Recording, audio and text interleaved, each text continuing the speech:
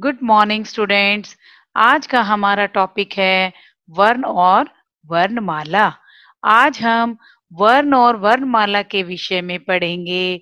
व्याकरण की हर पुस्तक में यह विषय जरूर होता है और बिना वर्ण और वर्णमाला के तो हमारी हिंदी भाषा एकदम अधूरी है। तो इसे पढ़ना बहुत आवश्यक हो जाता है।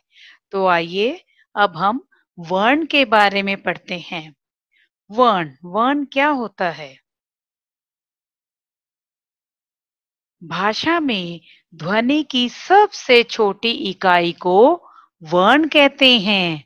इसके और टुकड़े नहीं हो सकते। वर्ण को हम अक्षर भी कहते हैं और वर्णों का निश्चित क्रम वर्णमाला कहलाता है। अब हम वर्ण के भेद करते हैं। वर्ण के दो भेद होते हैं। नंबर 1 स्वर, नंबर 2 व्यंजन। अब मैं इन दोनों के बारे में आपको अलग-अलग बताती हूँ। स्वर क्या होते हैं? स्वर जिन वर्णों का उच्चारण स्वतंत्र रूप से होता है, अर्थात जिन वर्णों को बोलने के लिए हमें किसी अन्य वर्ण की सहायता नहीं लेनी पड़ती, उन्हें स्वर कहते हैं।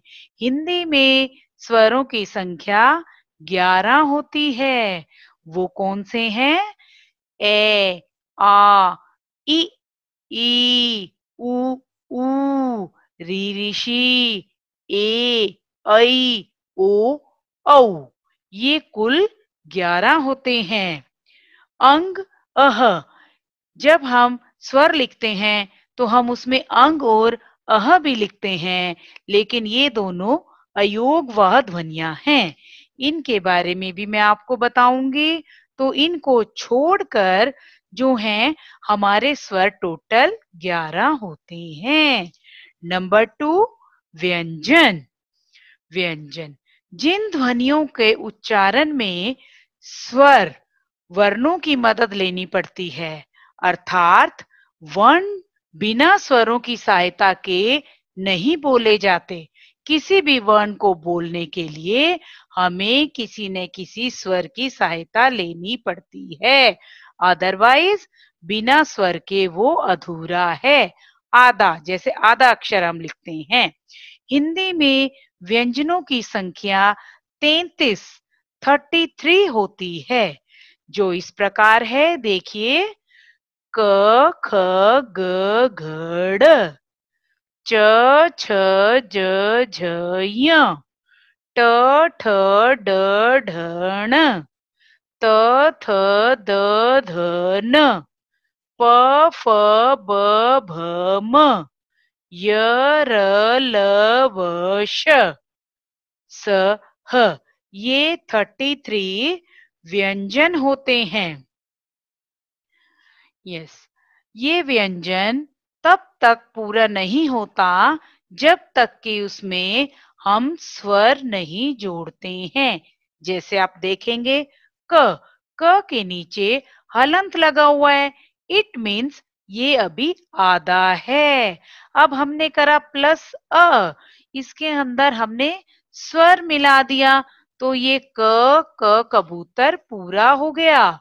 इसी तरह से ख ख के नीचे हलंत है, प्लस अ, उसके अंदर हमने स्वर ऐड कर दिया तो ख पूरा हो गया। ग ग के नीचे हलंत है, ये आधा है। अब इसके अंदर हमने स्वर अ ऐड कर दिया तो ग पूरा व्यंजन बन गया। इसी प्रकार से घ घ के नीचे हलंत है, उसके अंदर हमने अ स्वर को ऐड करके घ को पूरा बनाया है।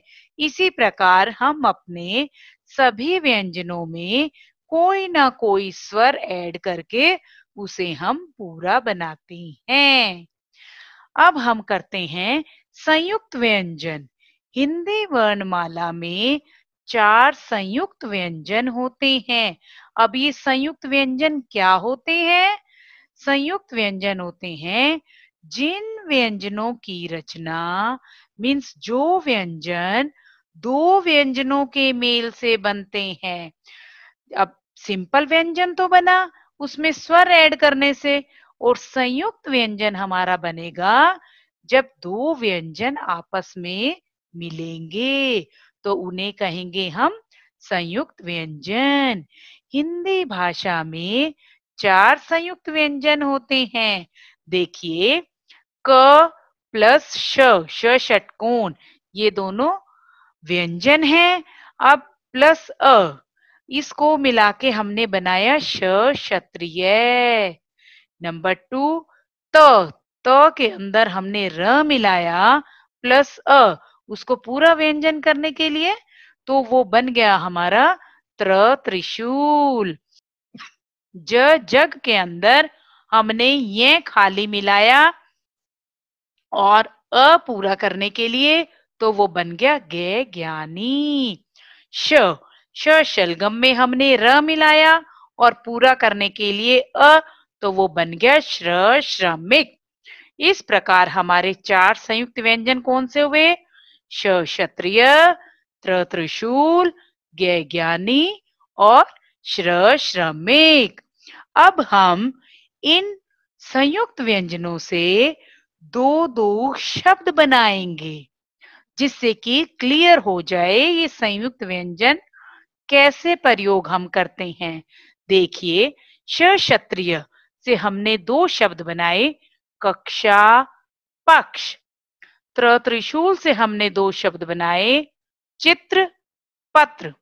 ज्ञानी से हमने 2 शब्द बनाए, ज्ञान, अज्ञान। श्रमिक से हमने 2 शब्द बनाए, श्रम और श्रमिक। अब हमारे आते हैं अनुस्वार, अनुनासिक एंड विसर्ग। अब मैं आपको अनुस्वार के बारे में बताती हूँ। अनुस्वार अंगूर के ऊपर जो डॉट की बिंदी होती है उसे हम अनुस्वार कहते हैं। अनुस्वार का उच्चारण नाक से किया जाता है और इसका सिंबल है ऊपर बिंदी लगना, डॉट लगना। अब इसके कुछ शब्द मैं आपको बताती हूँ। अंग, रंग, हंस, सुंदर, पंख, झंडा, कंघा, गंगा, ये सब अनुस्वार के उदाहरण हैं। अनुनासिक, अनुनासिक मीन्स ऊपर चंद्र बिंदु लगता है इसका सिंबल। अनुनासिक का उच्चारण गले और नाक दोनों से होता है। इसके उदाहरण मैं आपको बताती हूँ। चांद, गांव, सांप, 5, बूंद, ऊंट, ये सब अनुनासिक के उदाहरण हैं। अब आपका आता है विसर्ग। विसर्ग में किसी भी शब्द के आगे 2 डॉट लगते हैं, उसे विसर्ग बोलते हैं। विसर्ग का उच्चारण ह की तरह होता है, एंड में ह की ध्वनि आती है। जैसे देखिए, प्रातः, प्राय, अतः, ये विसर्ग कहलाते हैं।